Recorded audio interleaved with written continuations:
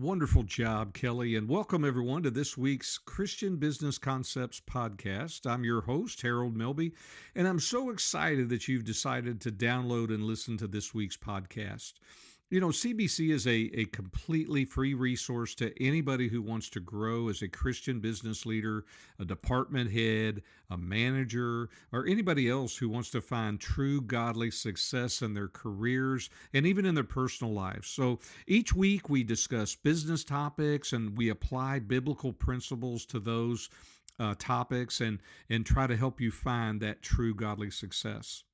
And today it's my hope that as you listen, that you'll be encouraged, that you'll be enlightened, and you'll be empowered to be that godly leader that God needs you to be. Now, this week, I want to give a big shout out to Hampstead, North Carolina, for having so many downloads this week. We appreciate you folks there in North Carolina, right here in the U.S., and we appreciate all of you around the world for making us a part of your day and of your growth program. We thank you. We appreciate you. Thank you so much. This past week we had our largest largest amount of downloads of any week that we've ever had, and I'm so appreciative of that. And you guys are helping us to grow because you're sharing this podcast with 4 or 5 other people. And you're also posting links to this podcast on your Facebook pages, your LinkedIn pages. Thank you so much. I appreciate that very much. But more importantly, I think it's just a part of what we do because we're trying to reach people, not just with the gospel, but we're trying to reach people and businesses to help them become godly businesses. That's such a thing. That is our main thing. That's our heart. That's our goal here at CBC and everything that we do. So we're so thankful to you. Thank you very, very, very much for what you're doing. Today, I want to talk about how great and very successful business leaders think. I want to talk about that for a few minutes. It's so important because, Proverbs 23:7 says, as a man thinks in his heart, so is he. Let me say it again. As a man thinks in his heart, so is he. So in other words, how you think is very, very critical. It's important. The Bible even says that we're to be renewed in the spirit of our mind, that we're to be transformed, the Bible says, through the renewing of our mind. Our thinking is so important. Our thoughts are so important. So I wanted to talk a little bit about how great leaders think. Because great Christian business leaders don't just think differently from the world, they think differently from most Christians in business. If they are a very successful, very great business leader, they typically think different even than Christian business leaders, So I want to talk about some obstacles, and then I want to talk about the ways that great people and great leaders think from what I have studied and what I have found. Okay, so first of all, I want to talk about these obstacles that keep most leaders from thinking like the great leaders that are out there. And then we're going to talk about what these obstacles are, and we're going to talk about how to get rid of them, how to destroy them, how to keep them from holding us back. The real reasons, these are some of the real reasons that 99% of leaders stay stuck. They stay stuck in average thinking. And if you're going to be super successful, if you're going to have that godly success, then you have to get out of that. You have to get out of average thinking. You know what the word average is? You've heard me say it a million times, and that is average is the worst of the best and the best of the worst. Well, that's not what I'm looking for. I know you don't want to be that. I don't want to be that. So, it's important. Even people that have been to all kinds of different conferences and read all kinds of different books, you have to get out of that average thinking. You have to choose. You have to choose. So let's talk about some of these obstacles. Well, first of all, the first one is the comfort zone gravity, what I call comfort zone gravity. It pulls you back. It keeps you down, keeps you pulled down. And so we call it the comfort zone gravity. And so thinking big for some people, it feels risky. It feels like it's going to be expensive. It feels like it's going to be exhausting. And so staying small to them, it just kind of feels safe. It feels very familiar. I remember when I took over as senior pastor of my first church, and there were about 20 people there in the church when we got there, and I remember one of the people that came up to me after I'd been there for about 3 months, and they said, "We're probably going to leave the church." And I said, "I am so sorry. What have I done something to offend you? What's going on? I'm so sorry if I've done something to offend you. I apologize." And they said, "No, no, no, it's not you at all. But what we've listened to." And you begin to share your vision and your heart for what you felt like God brought you here for. You really want to grow the church. And we like it small like this. We like it where we know everybody and we can talk to everybody. And so that's, we're not, we don't want to grow. We don't want to be in a bigger church. And I said, okay, well, let me just take you down this path here and let's talk about this for a minute. I said, what do you think is the attitude that Christ would have with regard to if he came in to pastor a church? Do you think he'd want to keep it small, or do you think he'd want to grow that church? And they looked at me really funny and they said, "We completely understand what you're trying to say. We're going to have to think about it." Well, the short story is they never left. They were there until the day that I left. And they were excited that the church grew because they began to realize that their thinking was not just holding them back. It would hold the church back, especially if they had a church full or not full, if all 20 people thought like they did. So it's a comfort zone gravity that I call it. So our brain is wired to conserve energy and avoid pain. So if we think that if we think big or we think in a different way, it feels risky or maybe it's going to be exhausting. Well, our brain is wired to conserve energy, to protect, to avoid pain. So therefore, it's hard to break out of that thinking. It's like staying in a really warm bed on a cold morning. We're winter here right now, and so in the mornings it's kind of cold. In the bedroom, we kind of turn that heat down while we're sleeping, and so there are times you just don't want to get out from underneath the warm blankets. That short-term comfort, it's so strong that it overrides the long-term regret of, well, I shouldn't have slept 15 minutes later. I got too much to do today. I can't believe I slept in. I need to get up and get out. Well, it was because of that short-term comfort. It just felt so good to be under that nice, warm, toasty blankets that you have on your bed, and you just didn't want to get up. So what do you have to do? Well, first you have to make the cost of staying small. You got to make it hurt more than what the perceived cost is of going big, if I can say it that way. So write down what your life and your organization will look like in 10 years. And if you keep thinking small, and then write down what it would look like if you stop thinking small. All right, the next one is scarcity. Scarcity programming. In other words, people genuinely believe there's only one pie and someone else is eating most of it. So they just don't think there's anything there. In other words, some of these root causes can be, maybe money doesn't grow on trees. They've heard that their whole life. Money doesn't grow on trees. We're not, hey, I'm not the richest man in the world. You can't be spent. We hear all these things through our childhood, and we get raised into a place of, we think scarcity. We don't think abundance. We think scarcity. And, maybe you've been in some toxic workplaces. I know a company right now, I'm not going to mention the name, but I know a company right now that's approaching 1 billion with a B, $1 billion in revenue. And yet every major purpose within that company has to flow through the CEO. That's ridiculous. You're putting a stranglehold on your people. Look, you can set boundaries, you can set limitations, you can do that, but every decision on any kind of major purchase, and I'm talking about anything over $5,000, not even that, it's less than that. I take that back. It's less than that. So anytime there's somebody that needs to spend $3,000 to $5,000, it's got to go through the CEO of a company that's almost $1 billion company. Ridiculous. I'm sorry, it's ridiculous and it's poor leadership. But people have that scarcity mindset. It's like this. It's like playing musical chairs in a room with 100 chairs, and yet there's only 10 people playing. People still panic when the music stops. You got 100 chairs, you got 10 people.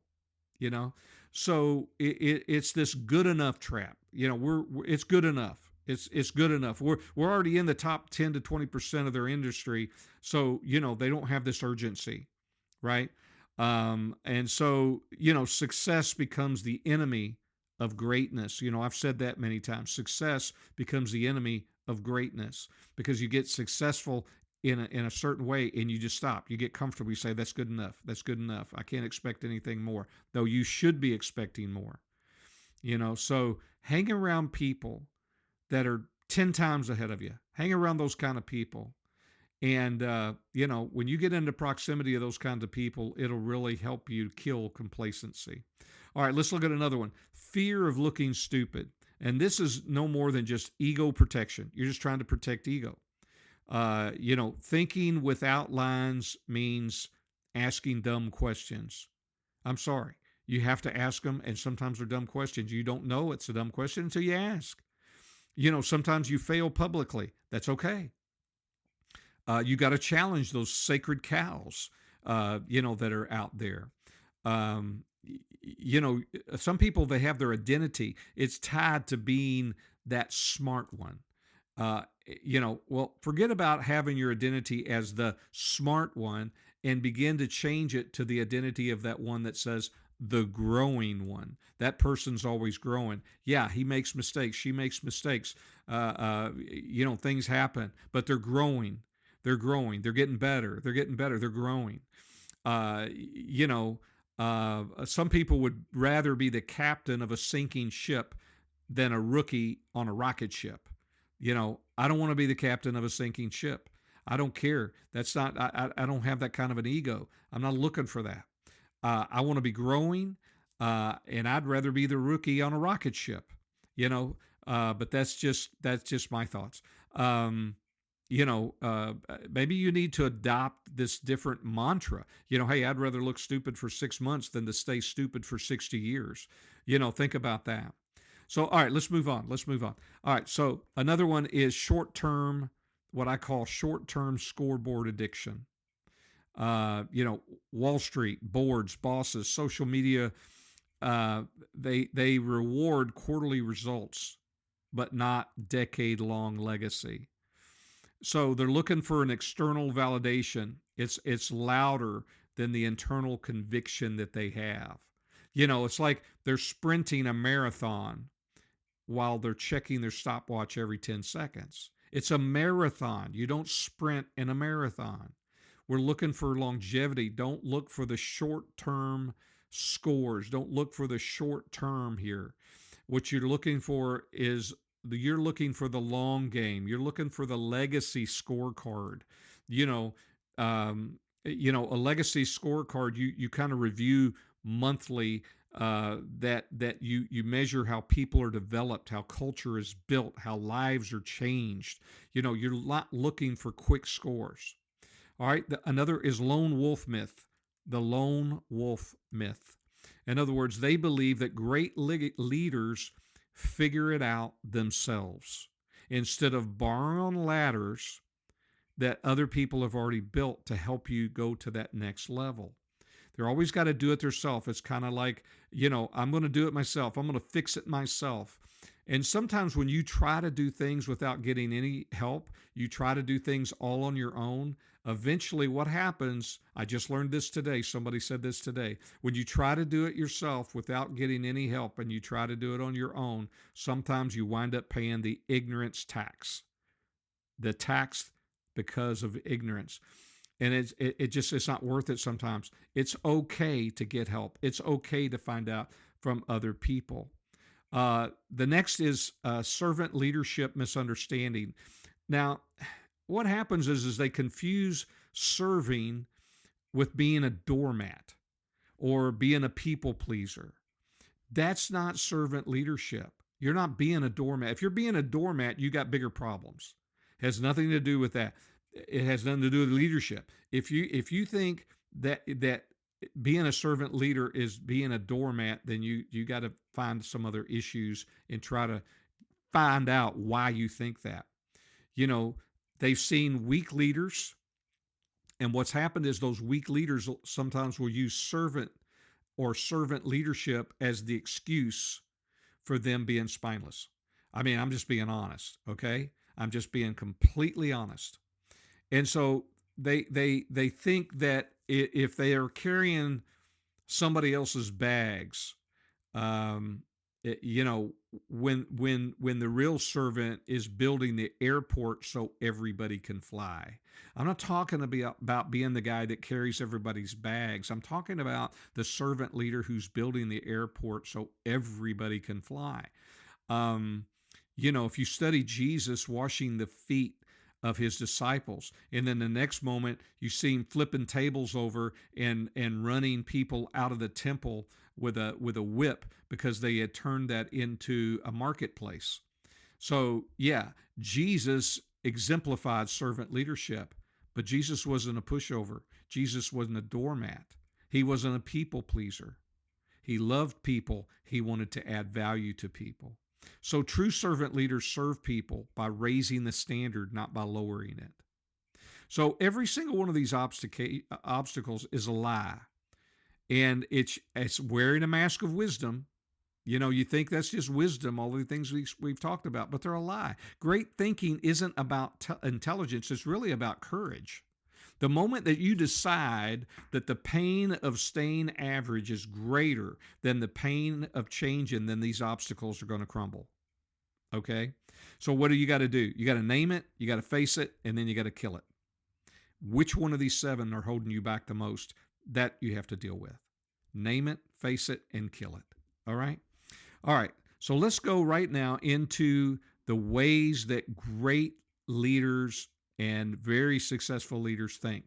Number 1, they think big because their God is bigger. I'm just being honest with you. They refuse small visions because they serve a great God. They serve a God that can do anything. Galatians 3:20 says, God who is able to do immeasurably more than all we ask or imagine. And I can imagine a lot. But the vision that God gives me and I have been given by him, it's greater than anything that Harold Milby could do in and of himself. And that's what I'm looking for. I want that vision to be big. I've had people tell me, I've had family members tell me, close family members tell me, you just think everything has to be big. You think it has to be this big grandiose plan. No, that's not what I don't feel that way at all.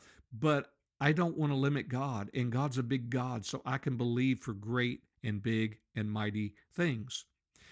Most people will plant flowers that bloom for one season, but great leaders plant oak trees that take 70 years to mature and shelter thousands for hundreds of years. That's the difference. They think big. Great leaders think big. So don't let today's resources limit what your possibilities are for tomorrow. Don't look at it that way, because God owns a cattle on 1,000 hills. Don't worry about resources. You start moving forward with the plan that God gives you. So great godly leaders in business think big. They think big.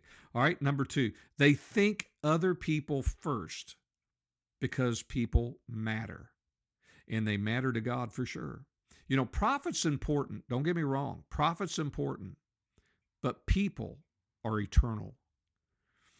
So they these kinds of leaders, they lead with like Matthew 20:26 through 28. Whoever wants to be great must become a servant. That's what that passage says. Great leaders like that, they ask, how can I add value to others before they ask, what's in it for me?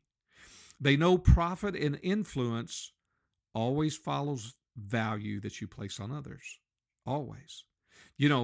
Cheryl Bachelder from Popeyes. She was a CEO for Popeyes for a long time. During her tenure as CEO, the Popeyes stock uh, it went up 3 times. Their stock values went up 3 times. And she said this. She said the most powerful thing a leader can do is decide to serve the people who serve the customers.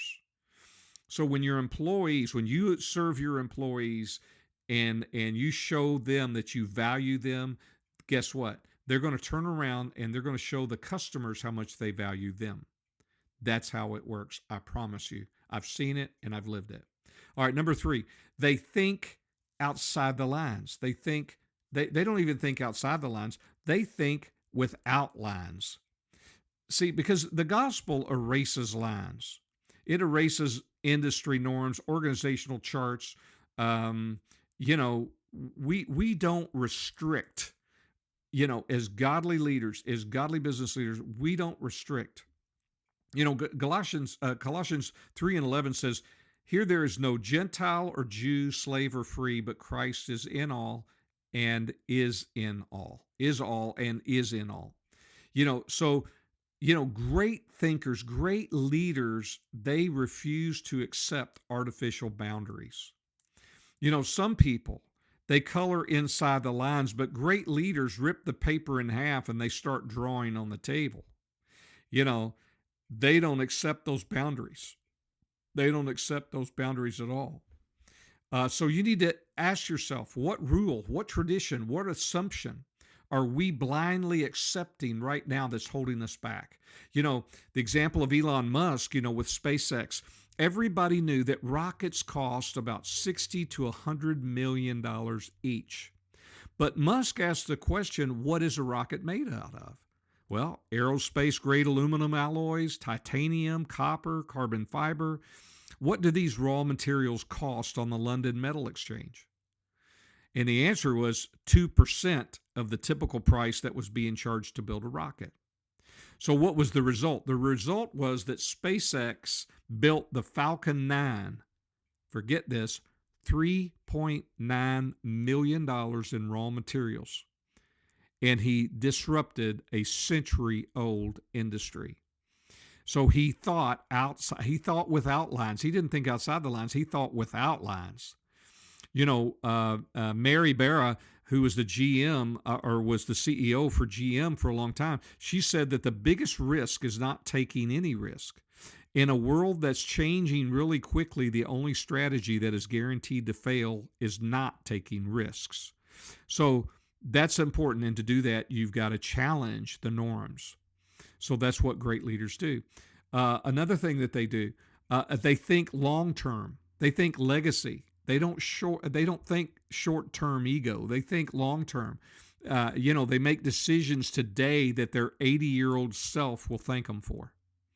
You know, it's like average leaders build monuments to themselves, but great leaders build bridges others will walk across long after they're gone.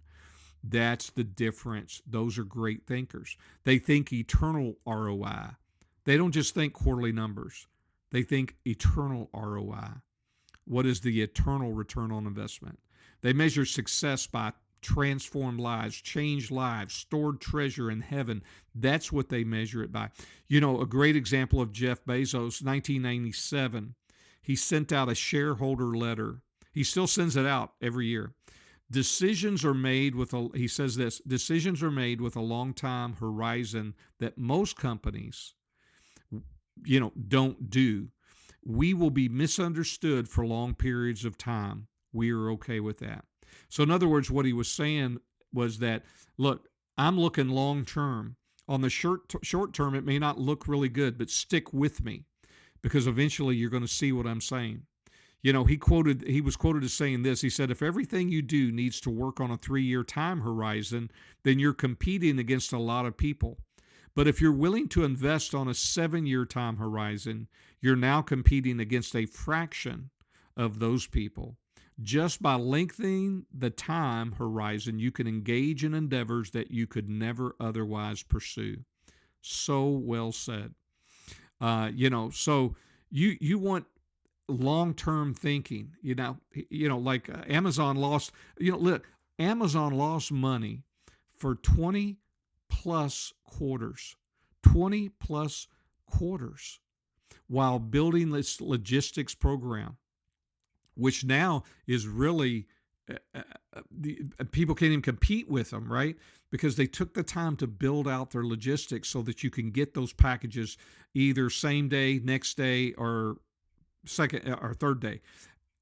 They get it to you quick. Netflix had to kill its DVD business to push the streaming, and the stock crashed 75%.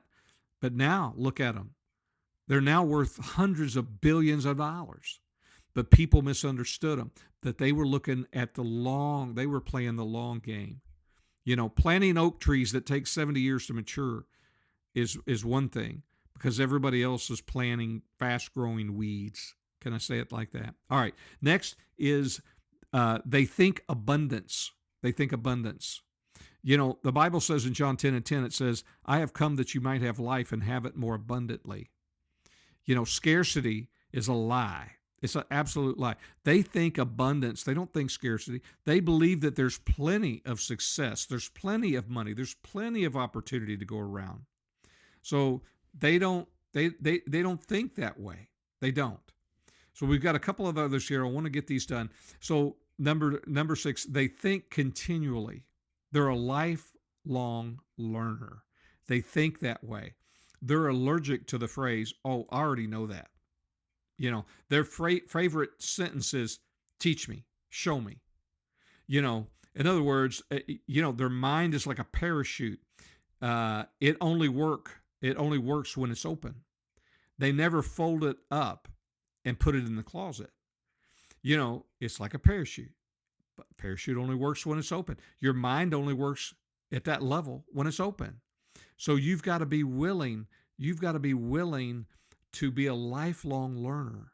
I never, ever want to quit learning, ever. There are those of you today that are just starting out in business, and you may be young and you may feel like you don't have the experience that I have. I promise you, if I could spend 20 minutes with you, I'm going to learn something from you. I guarantee I would.